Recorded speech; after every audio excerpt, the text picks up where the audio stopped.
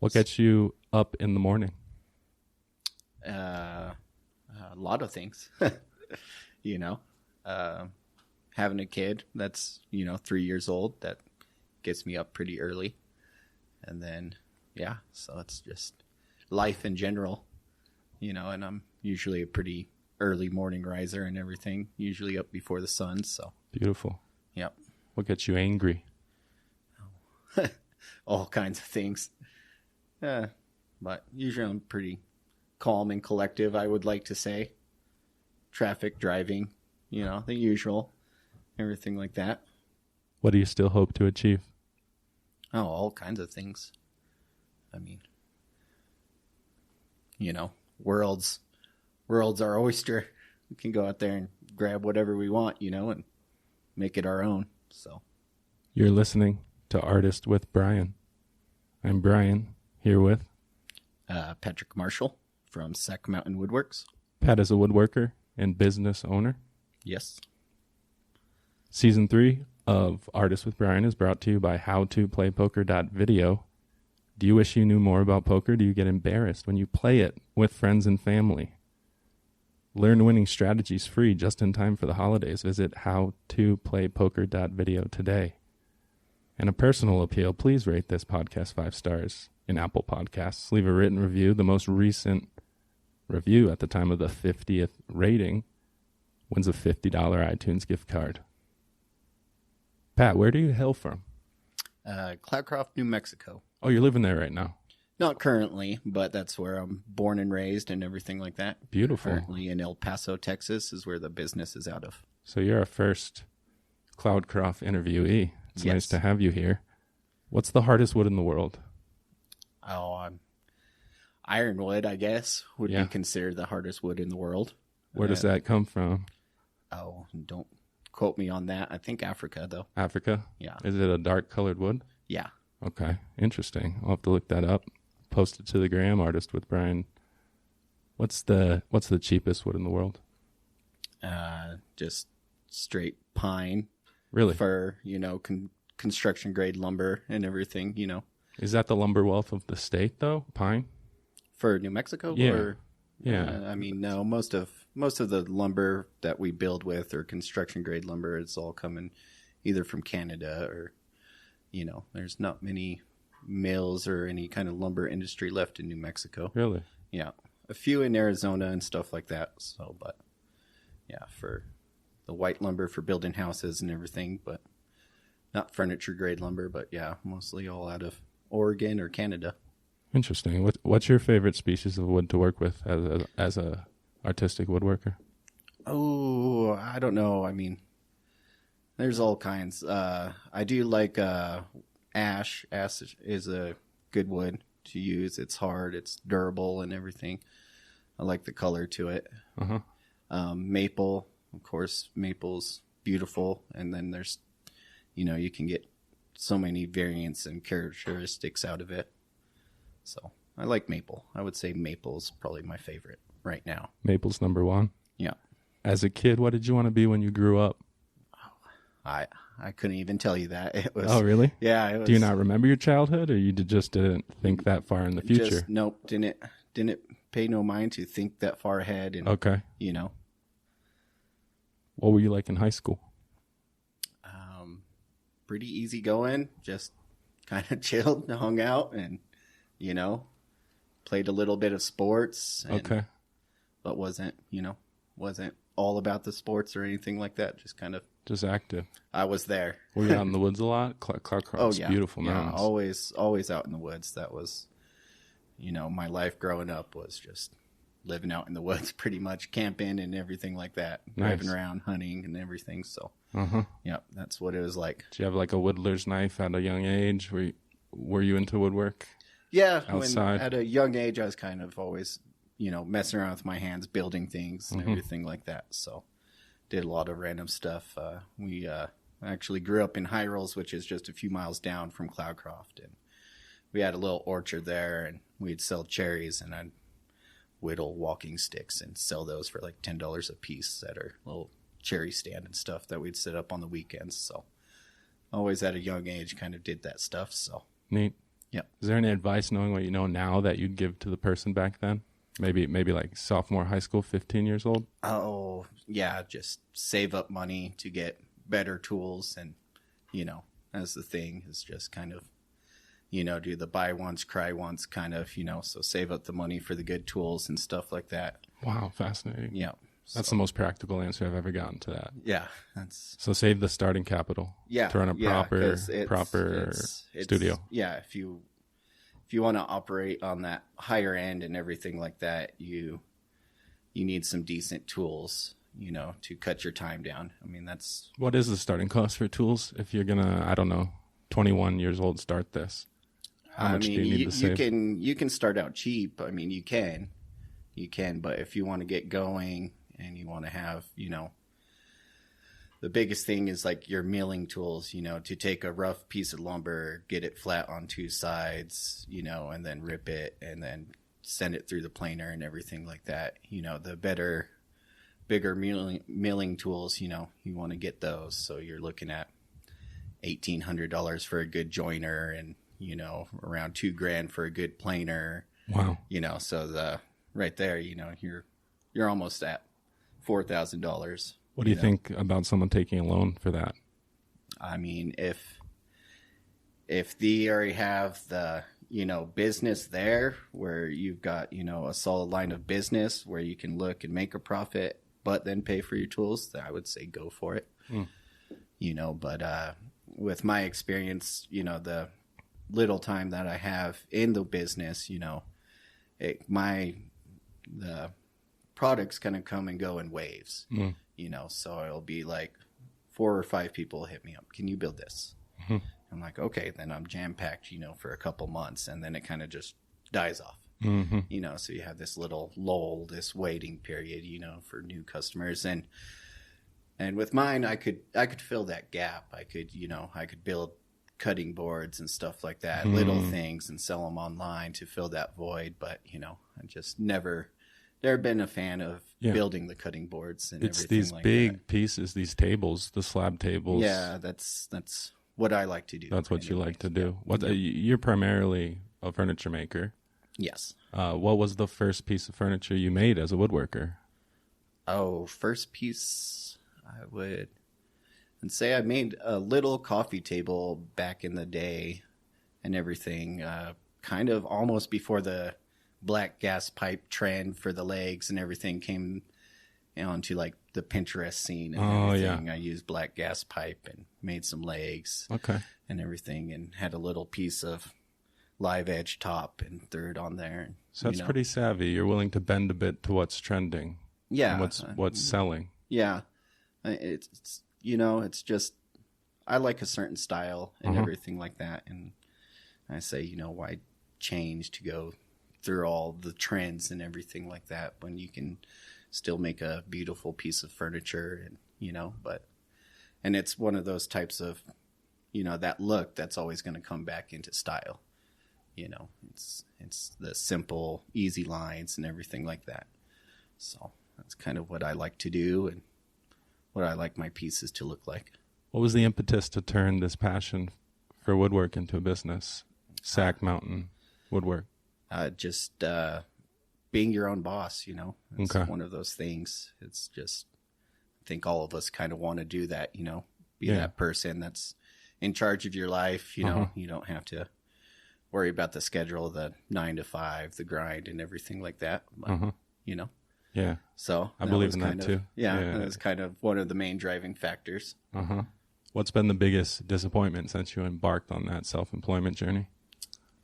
A number of things. You just never have enough time in the world, to get the things done that you want, Yeah. So it's trying to get those projects done and just everything. Okay, let's take a little break for a game. Okay. We always play a game about mid-show. Right. In your domain of expertise. We have a special prize today. Our classic prize is a used VHS tape. Awesome. And today it's Indiana Jones and the Last Crusade. All right.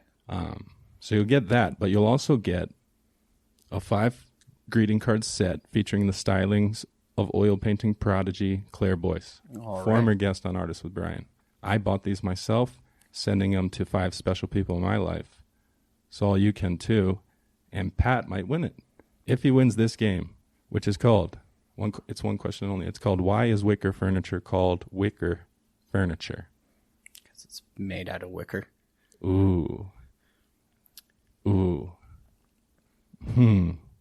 It is made out of wicker. So why is wicker called wicker? Wicker called wicker. Oh man, it's a good one. It is a good one. It's a little. It's like tangentially related to what you do. It's furniture. It's organic material, right? But it's not quite wood because it's bendable, pliable. No, it's a combination of a straw and something like that. Yeah, you can use all different materials. To cordage, yeah. Yeah. So wicker, it's believed wicker comes from the Scandinavian word vika, V-I-K-A, which when you say it with a Scandinavian accent sounds like wicker.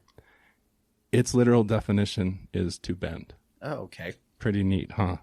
Yes. So we'll keep these greeting cards and the VHS tape for the next guest. But thanks for playing. That was fun. That was a good one. We all learned something there. Stumped me. If you enjoyed that game, comment on Instagram, artist with Brian with spelled out. Pat, what's the most you've ever paid for a raw piece of wood? Oh, not much actually. Really? Yeah. Yep. I've bought in some walnut, and that was the most I paid for a board foot price of some lumber. It was around I can't remember, $8.50 to $9 a board foot at the time, which was cheaper. Now in some places it's up to like almost $13 and everything. So yeah, that was one of the most expensive pieces of lumber I've ever bought. And not that expensive. Well, once you add it up, if you have 12-foot long board by 12 inches wide, Yeah, how much did that cost then? Oh, I think around $350 to $400. Okay. So, wow. I could be wrong. It's been a while since I've gotten any walnut, but yeah. And give me a rough idea if you're not comfortable saying, but what's the most you've ever sold a finished piece of furniture for? I think the most expensive was around $2,000. I'm relatively cheap. I would say. Yeah, but there's still a tremendous value at it. So the raw material is not very expensive. It's all your design instincts, execution, hours of labor. Yeah, you're literally paying for the art. Yep, exactly. You're paying for my time essentially. Yeah. So, how much science is there to your art?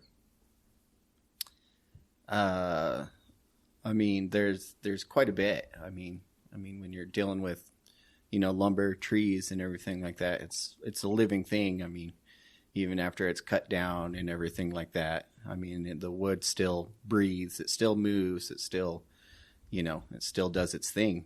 So you've got to take that into consideration when designing a piece or building a piece. Over the years, is this constant expansion and contraction, and what is that going to affect on the table, or the legs or whatever piece you're building, so you always gotta think about your joinery, if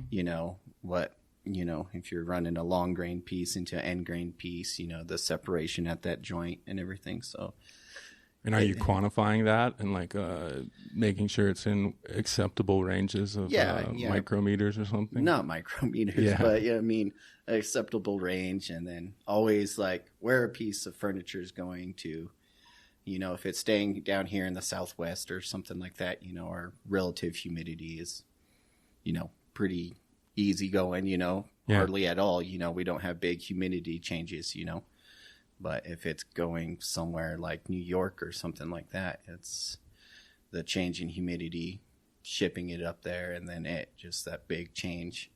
So with those pieces, it's got to change it quite a bit so it won't fall apart. Yeah, you mentioned shipping and sales. Are you finding most of your sales are in state or out of state? Most of them are in Santa Fe is where most of my furniture goes to. Santa Fe in particular? Yep. What's it like shipping a finished dining room table here? How much does that weigh? Who's doing it? I usually do it. You do it? Yeah. Okay. Yeah, it's just it's cheaper that way, and it is. That's the number one reason is it's a lot cheaper than going through a company and everything. Yeah. Do you have a companion there to like carry it in the house? No, not really. So you rely on the customer to do that? Yeah. Okay. If it's not a huge piece and stuff like that, my wife does help me if it's, I got to move something around Yeah, but or these something. big, gorgeous tables on your Instagram, Yeah. the buyer's responsible for Yeah, most of the time. placing it. I mean, if I can get it to them, then, I did that much of the work and saved them That's quite neat. a bit of money on the shipping, And they get to meet the artist. Exactly. It's beautiful. Yep. Okay. How are you? Well, no. Okay, so let's talk about your Instagram. I think your work's beautiful. People, if they go to SACMTN Woodworks right now, Sac Mountain Woodworks on Instagram, they can see what I'm talking about. Yep. It's furniture, but a lot more special than just furniture. I would like to say so. Yeah, there's this one. I guess it's a high top table, but it's super thick. It's super chunky, but there's this beautiful split in the middle of the table, and there's exposed joints. Mm-hmm. And I love that one. I just shared it to Instagram, actually. Awesome. So go check that one out in particular. What else are you? I mean, it's working really well. I think I'd like to see your Instagram grow. It's a great way to interface. What else are you doing for marketing? Instagram's about it, and I've kind of been on a little, break and everything like that from Instagram, and I haven't been posting hardly anything on there for the last few months. I see. Yeah, so I've kind of, taken a little break from it, and I'm just kind of not a big social individual. Private guy? I mean, I wouldn't say private. I just, I'll build a piece and send it out, and then I won't even take any pictures of it, and then I'm like, oh, I should have. Oh, we got to help you with that. Like the customer should be taking a photo and tagging you. Yeah. You should leave a gift card with a thank you and maybe some sort of. Right. I mean, they're proud of the piece. They particularly chose you to make it. It's just one of those things. I get involved in building it. Yeah. And I don't think about, maybe someone else would like to see this before I send it off. But. Well, the process of the building is also very awesome. It's so fit to Instagram, short little videos. Exactly. And I need to step up my game on that. For not trying, you have a lot of followers. I think you're around 700, right? Almost. Yeah. It fluctuates Let's see quite if you a break bit. 1,000 soon. That would be really cool. It would be. Yeah. So are most of your sales then coming from word of mouth? Yeah. So people who bought and recommend. Yep. Had a good client up here that I've built a few pieces for in Santa Fe. But the person that recommended me is out of California, who follows my page on Instagram, and they have a furniture. It's not trash it's not trash Instagram page. Uh-huh. Yeah, and she referred me to a person in Santa Fe that was looking for custom furniture. So that was really neat. That was kind of out of the blue, and everything. But Kismet. Yeah. Serendipity. Yeah, exactly. Yeah. How does a listener who's checked out your Instagram page, likes the work, doesn't have a friend that recommended them, they're coming through this show, how does a listener engage you about a commission?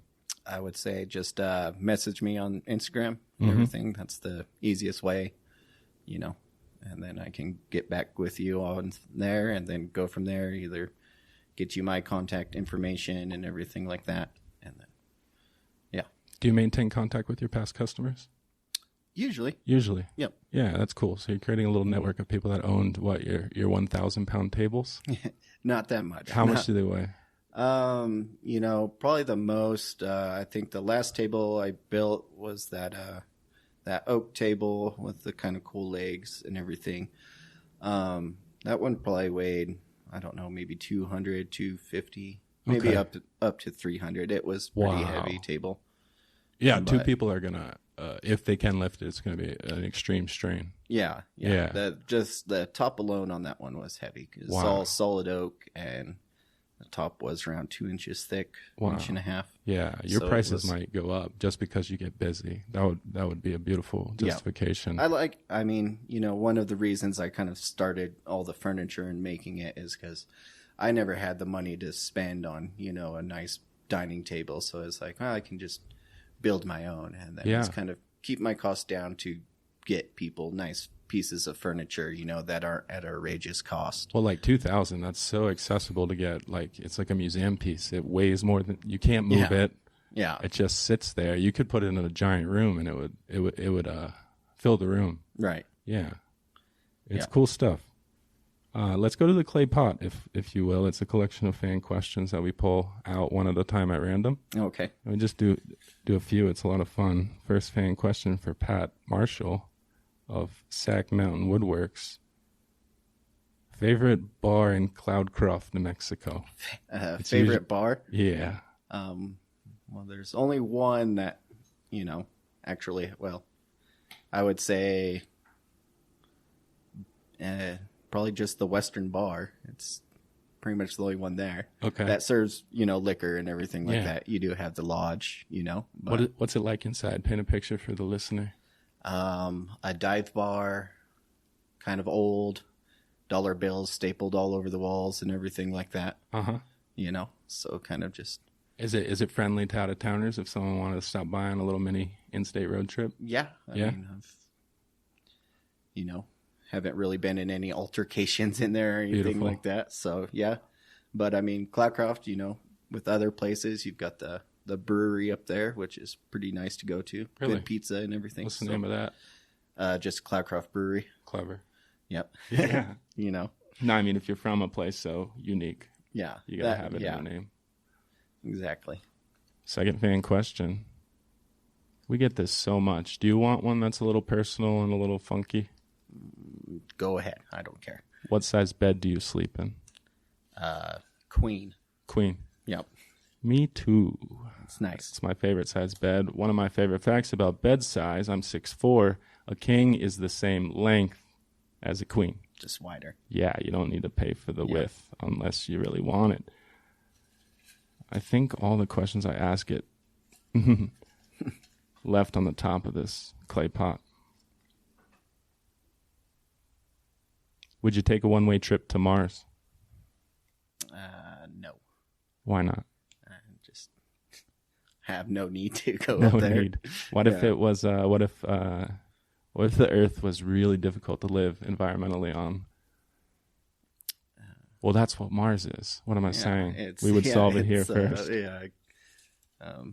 So no reason. No. How if you lived back in 1600s? Would you have taken the transatlantic voyage to the quote New World? Yeah, I would have probably done that. Yeah. So you have a sense of adventure, just not in interplanetary. No. Beautiful. I think that's my vote too. What's your favorite fast food restaurant? Favorite fast food restaurant? I don't know. I would say probably Whataburger or Carl's Jr.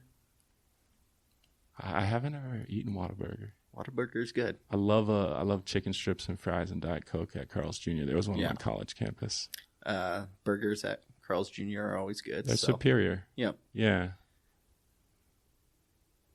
First three influences that come to mind in terms of woodwork, furniture making. Oh. Man, I don't... I do like George Nakashima. Always like his furniture. Mike Pekovich is pretty good. Uh-huh. I like, same thing, his style. And I don't know. There's a woodworker, Andy Rawls in Texas. I always like his style of furniture and everything. Nice. Yeah, so, are these artisans or are they like national names that someone furnishing a house would know? Yeah, I mean, Nakashima is, well known. I mean, he was back in the 40s and, I think he passed away in 1991 or something around that era. But, I mean, so his influence on woodworking is well known and everything like that. It's beautiful. So I like his design. There's a lot of it. If you look at my pieces, back to his pieces, there's a lot of influence from him in them, I would say. And Mike Pekovich is well known in the woodworking community in the world and everything like that. Yeah. He one of the editors at Fine Woodworking magazine. So, and then Andy Rawls is pretty well known as well. Neat. So beautiful. Maybe maybe not just sales will come in from this podcast, but maybe collaborators, maybe people that admire you. Maybe so. That would be beautiful. How do you handle stress? Tobacco and a beer or two. I do smoke too. I don't recommend it. Yeah, no, I mean, it's not a hell healthy, of a drug. Yeah. I say it's the most powerful and cheapest drug in the world. Pretty much. Yep. Yeah. But yeah, a cigarette and a beer is cigarette and beer. Pretty stress relieving right there. I'm a cigarette and coffee guy. I'll drink coffee all the way until like 2 p.m. just because I love the combo. I get too jittery. Okay. So yeah, the beer helps stabilize you. Yeah. Beautiful. Final fan question before you switch to, I think, a fun conversation that I'll pitch to you right after this. But what grocery store do you shop at? If I could go there all the time, I'd say an Albertsons, but it's usually between Albertsons and Walmart. Why do you say if? Oh, just Walmart's a hint. Walmart's closer to where I'm at, so it's just go down the block and go there. How far is the Albertsons? Like a mile and a half away. Really? And it's that keeps you going. Yeah. I thought you lived in the boondocks. I was once 55 minutes away from a Smith's. That was the closest grocery store. Well, I mean, living in Cloudcroft, you have the good little 16-mile drive down the mountain and then down, so. Huh.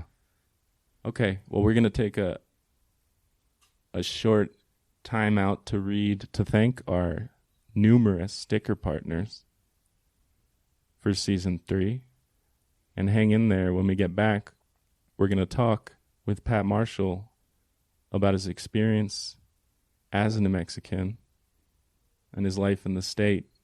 This is a local show made in New Mexico primarily for New Mexicans. We've never had someone from Cloudcroft, so we're going to investigate that. Awesome.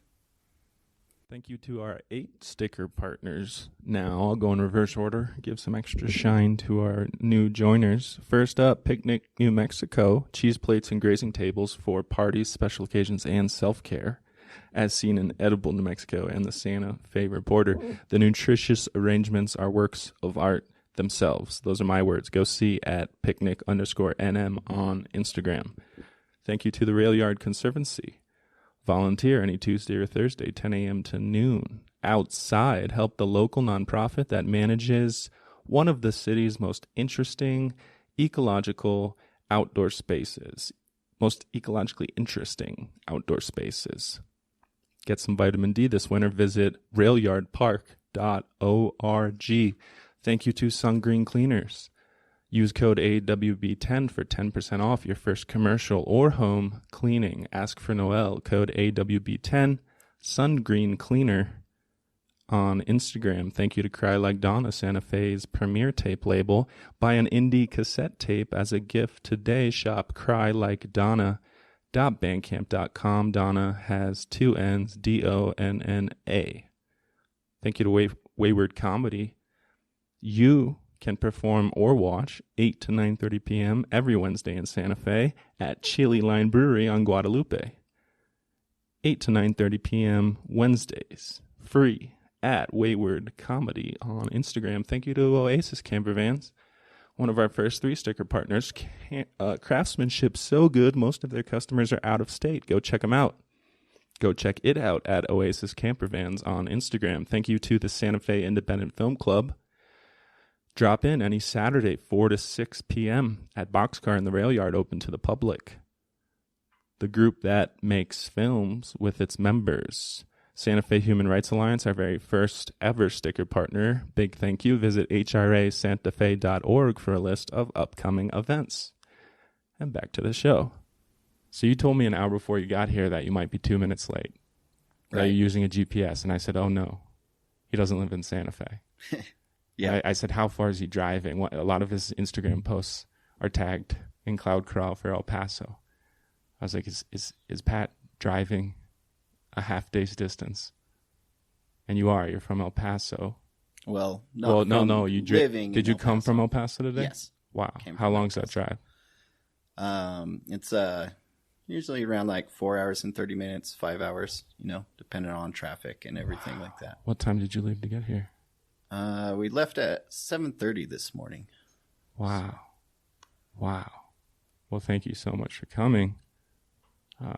You were born and raised in Cloudcroft. Yes.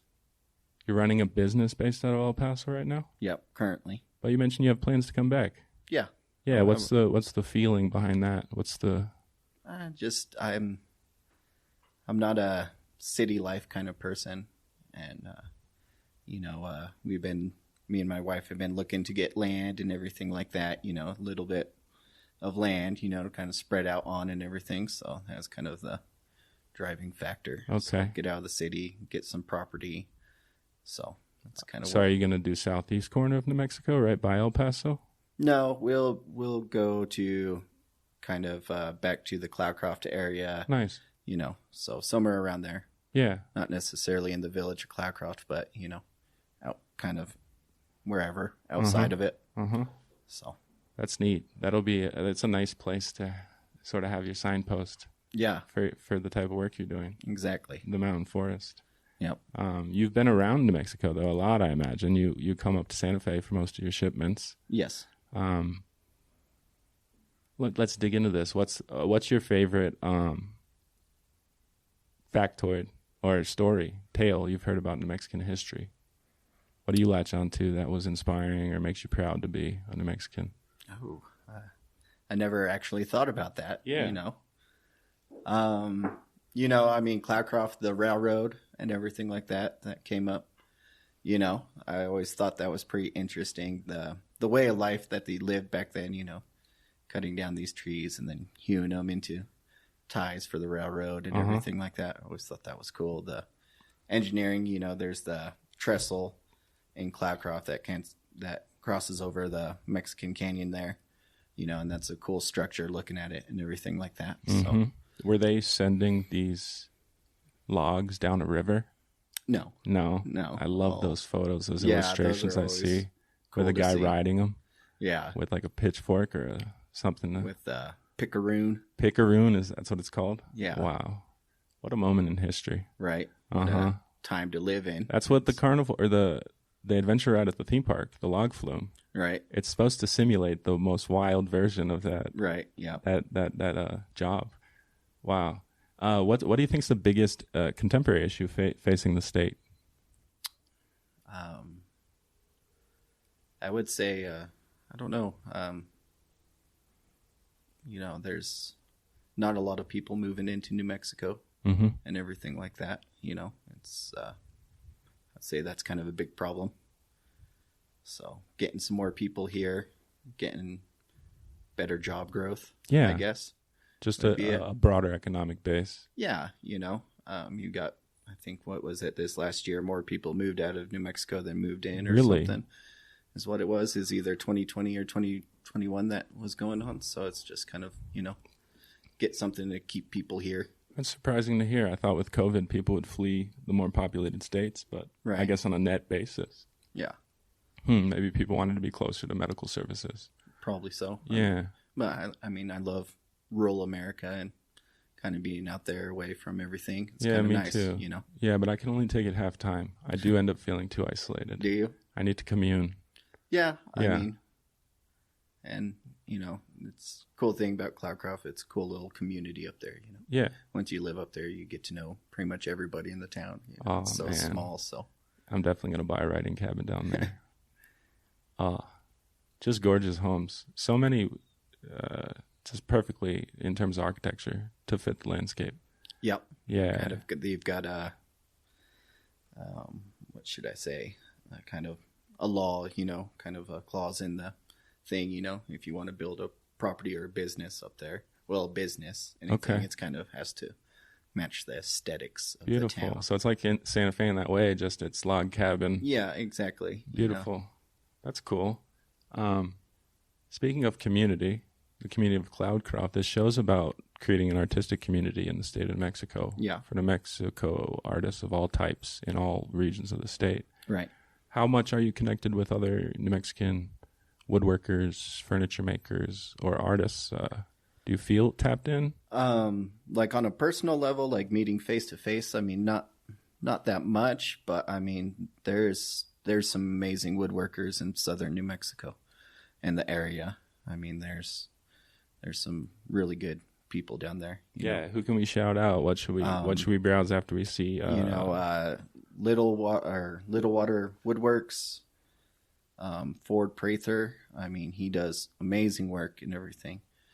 You got Carveware down there and everything, and he makes amazing cutting boards. I mean, some of the coolest ones I've seen, I mean, so those guys are awesome down there. And I mean, Santa Fe has a good group of woodworkers up here too. Yeah. You got Boyd and Ballister. Like, I always like looking at his work and everything. I mean, his tables and furniture, amazing. Wow. So I'll tag all those people. One thing I saw, an account I love, Santa Fe Community College Woodworking Program. Oh, yeah. So you two interact on Instagram too. What's that all about? Like, that seems like a really popular program. I mean, probably really affordable. I never really looked into it and everything like that. It's just kind of one of the people, that just kind of popped up. You should follow this person. That are responding. I didn't even know they had a woodworking college in Santa Fe, and then looking at it, it'd be cool. I'd like to go and take a few courses there and everything like that. Oh, really? Even as a near master or master? You told me off there you're uncomfortable with calling yourself a master. Yeah, it's just more of an artiste. Yeah. Yeah. There's so many skills to learn before. Yeah. I mean, You're a lifelong learner. So you'd go to the SFCC program. I mean, more knowledge and different techniques you can bring in, and and you can meet somebody. Yeah. And then you can, it's just, knowledge is good thing to accumulate, Yeah. As a furniture maker, are you able to learn at a distance from these peers and role models you mentioned in the state, or do you actually go in person? Are you guys going on outings or meeting for coffee? I wouldn't know. From just, I can get a kind of a visual idea of looking at someone else's piece of furniture, the technique and whatever they use to kind of assemble it. I can kind of get a good idea from that. Mm-hmm. What advice would you give to like a very young, still adult, but a very young artistic woodworker that wants to start up the business version of their craft in the state of New Mexico? I don't. Maybe for Santa Fe in particular, because I as a biased observer, I see that this town is full of gifted artists that just don't have the interest in pushing themselves or monetizing or commercializing. I would say that is get the word out and do really good work would be the thing. Is wow. Like so you're still you're back to the work. It's not like you're not marketing yourself enough. Back to the work. Get better. To the work. Your work should speak for itself. Oh man, that's what I say as a screenwriter. May the work speak for itself. Yeah, it's like a prayer. I like for my furniture everything to be. I don't like to use any like fasteners in it. I do every now and then, so there may be an oddball screw or something like that there, but I mean, I just kind of enjoy the joinery process of it, make this chair stand up and, there's no screws in it or something like that, it's all just joinery, Mm-hmm. So that's kind of what I enjoy, Yeah. I mean, Absolutely. Most people can go and screw something together and make it work, taking the time. You're still putting glue in. It's still fixed. Yeah. But what's actually holding it up is all the joints. Is joints. Yep. Yeah, it's beautiful. So, I love seeing something that fits together perfectly. Right. Yep.